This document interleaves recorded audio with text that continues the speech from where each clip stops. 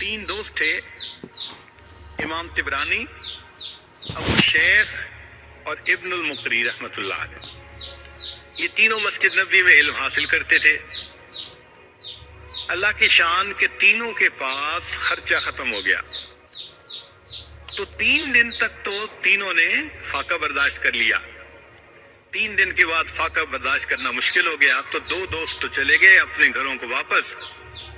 इमाम तिबरानी रहमतुल्लाह फरमाते हैं कि मैंने कहा नहीं, मैं अभी यहाँ से नहीं जाता, लेकिन भूख से इतना निढाल कि लेटा हूँ, मुझसे उठ के बैठा नहीं जाता।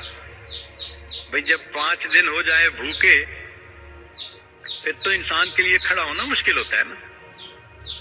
कहने लगे अचानक मेरे दिल में ख्याल आया, तिबरानी तो मस्जिद नबी के एक तालिब इल्म हो ना, तो यहाँ तो मेजबान अल्लाह के प्यारे हबीब सल्लल्लाहु अलैहि वसल्लम है, तो अपने मेजबान को जाके बताए।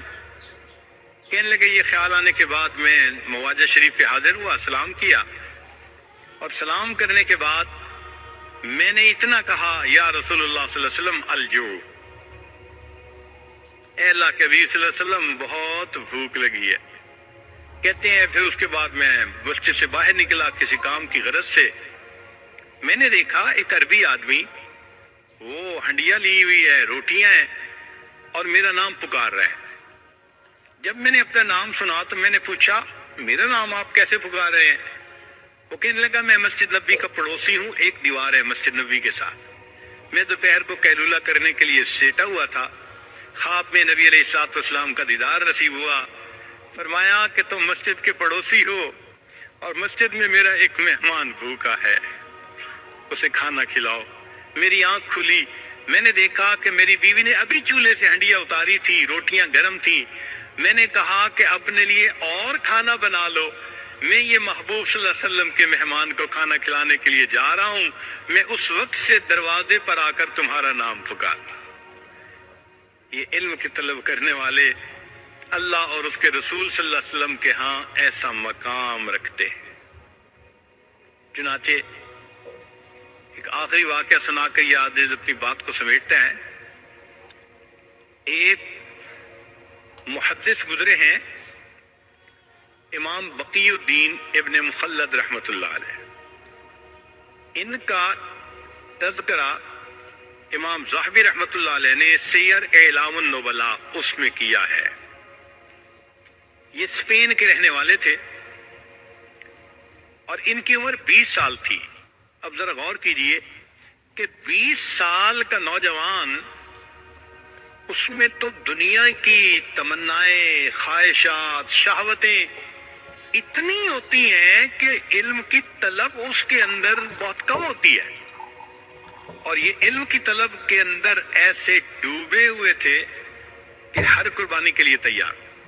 कहते हैं मैंने एक बड़ी कश्ती के ऊपर सवारी कर ली और मुझे बहुत सारा वक्त, हिस्सा जो है सफर का, वो समुंदर के जरिए तय करना था। अल्लाह की शान, हमारी कश्ती वो तूफान में गिर गई, हाई टाइड के अंदर गिर गई। और जब हाई टाइड के अंदर कश्ती घिर जाए तो ऐसे लगता है कि अभी उलट जाएगी। हम लोगों को बीमारी हो गई, जो पेट में था वो सब हमने कह कर दी, तबीयत खराब, कुछ खाने को दिल नहीं चाहता।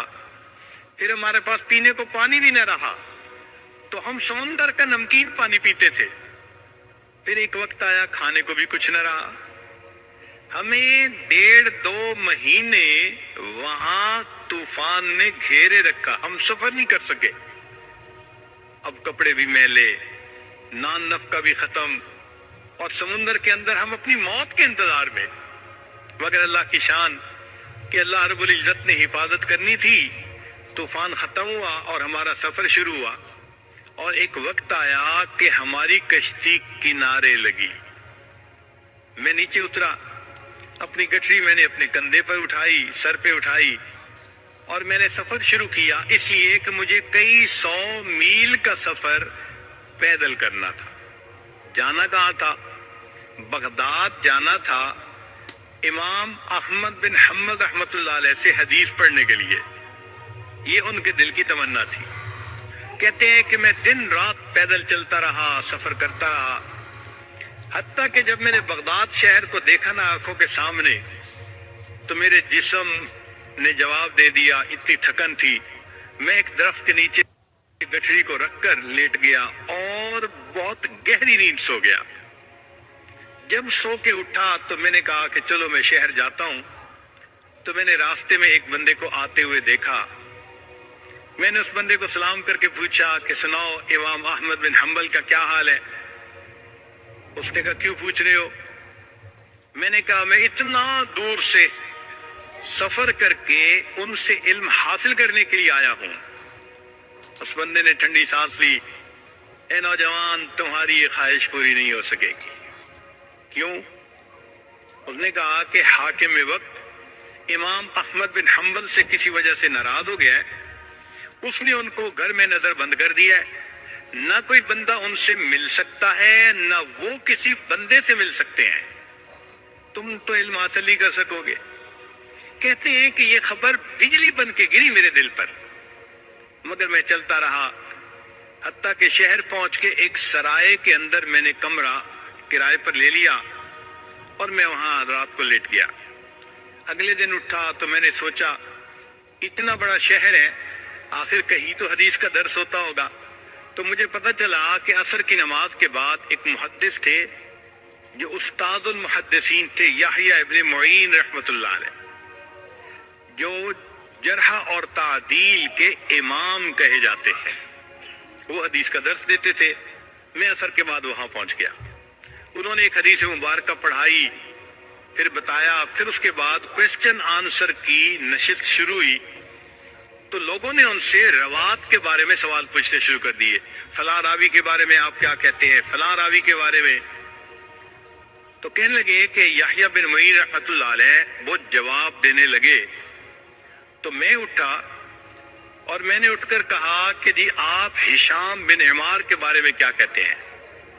ان کا وہ چادر والے؟ میں نے کہا ہاں۔ کہنے لگے اگر ان کی چادر کے نیچے تکبر بھی آ جائے تو بھی ان کی ثقافت میں کوئی فرق نہیں پڑتا، یعنی وہ اتنے ثقہ ہیں، پکے بندے۔ پھر میں نے دوسرا کوسچن پوچھنا شروع کیا تو جو قریب والے تھے انہوں نے میرا کرتا پکڑ کے کھینچا، ان کا طالب علم تو اجنبی نظر آتا ہے۔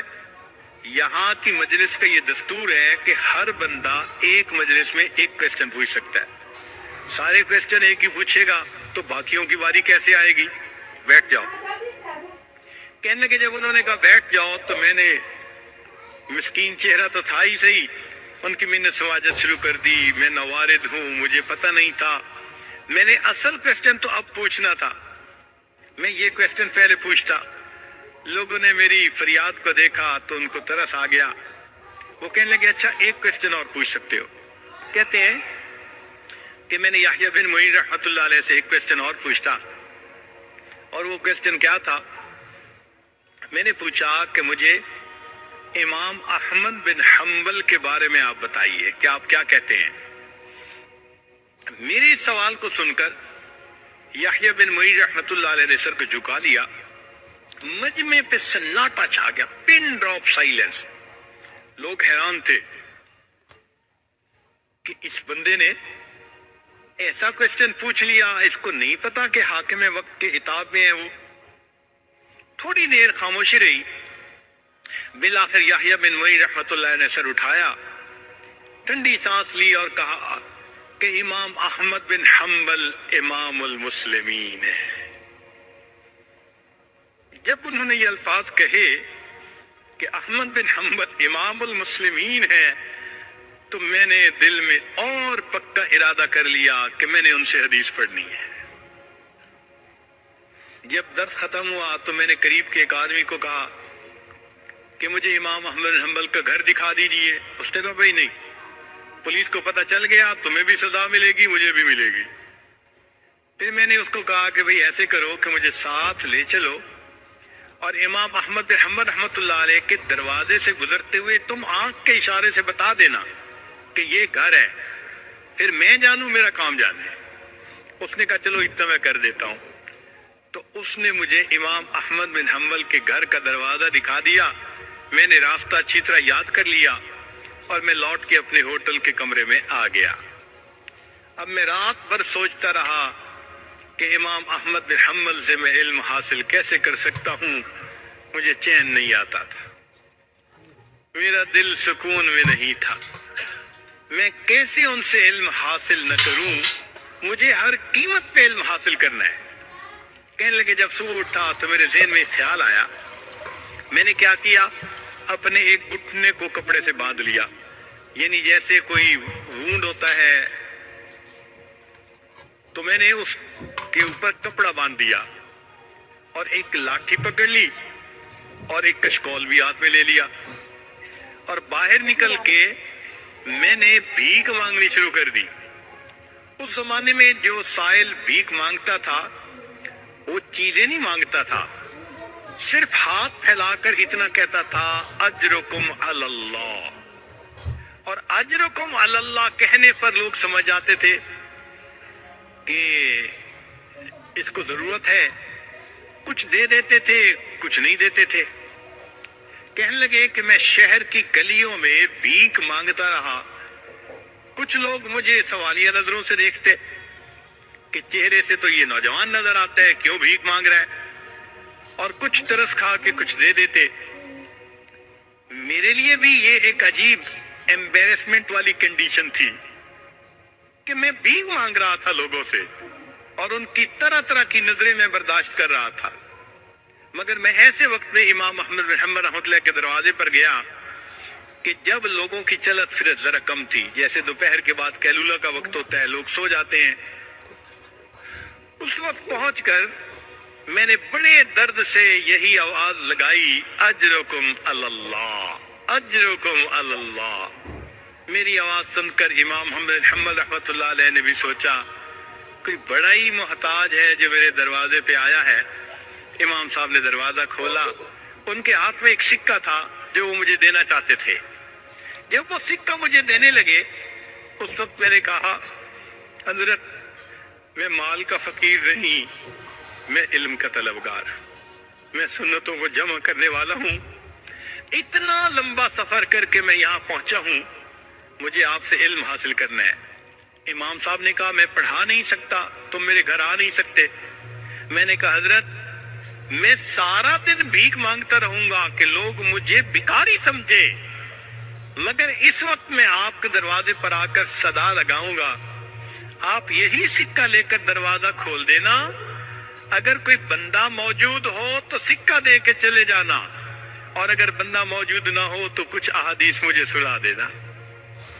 امام صاحب اس پہ تیار ہو گئے، کہتے ہیں پورا سال میں بغداد میں بھیک مانگتا تھا، اور پھر ایک وقت میں استاد کے پاس پہنچ کے وہ کبھی چند حدیثیں سنا دیتے اور میں ان کو سنتے ہی یاد کر لیتا تھا۔ اس طرح میں نے ایک سال امام احمد بن حنبل رحمۃ اللہ علیہ سے علم حاصل کیا۔ اللہ کی شان کے ایک سال کے بعد جو وقت کا حاکم تھا وہ فوت ہو گیا، جو نیا حاکم بنا اس کو امام احمد بن حنبل رحمۃ اللہ علیہ سے عقیدت تھی، اس نے نظر بندی بھی ختم کر دی اور مسجد میں دوبارہ درس بھی شروع کروا دیا۔ جب پہلا دن امام صاحب نے درس دینا تھا تو جامع مسجد لوگوں سے کھچا کھچ بھری ہوئی تھی، میں بھی وہاں پہنچا مگر آگے جانے کی جگہ نہیں ملتی تھی۔ بڑی محنت کوشش کے بعد میں ذرا آگے گیا، امام صاحب نے دور سے مجھے دیکھا تو امام صاحب نے فرمایا لوگو ذرا راستہ دے دو، علم کا صحیح طلبگار تو یہ نوجوان ہے۔ علم کی تاریخ میں ایسے بھی حضرات گزرے کہ جو بھیک مانگنے کے بہانے اپنے استاد سے علم پاتے تھے۔